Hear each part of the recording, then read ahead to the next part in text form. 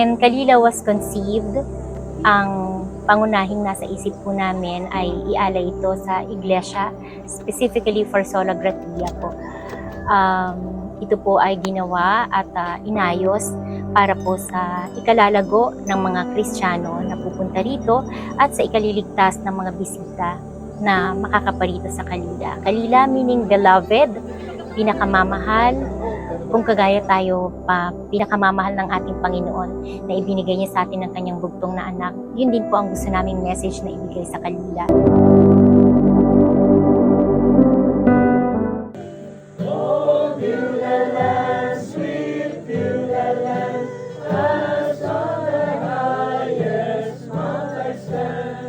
We cannot love God and at the same time love the Word.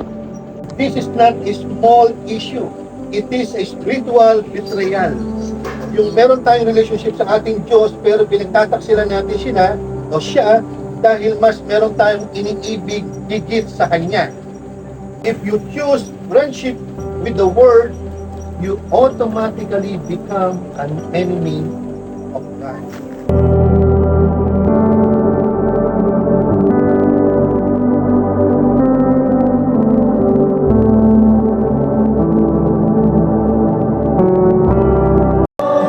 Praise the Lord, let the earth hear His voice. Praise the Lord, let the people rejoice. If you are sitting comfortably in your sin, at maaaring masaya ka ngayong umaga na to dyan, or hindi mo siya napapansin, but you cannot commit your life to Christ, walang repentance, walang guilt, sabi dito, it will end in judgment.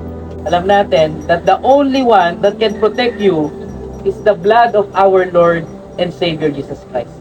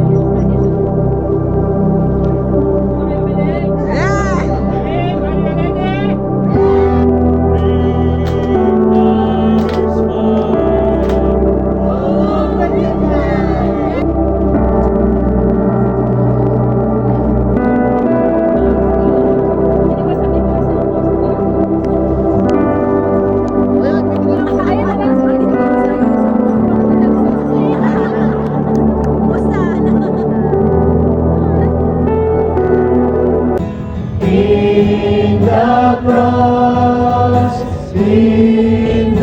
cross, be my glory ever, till my ransom soul shall find rest beyond the river.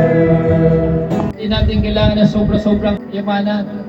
We don't need extreme riches. We need to be content with what God gives us.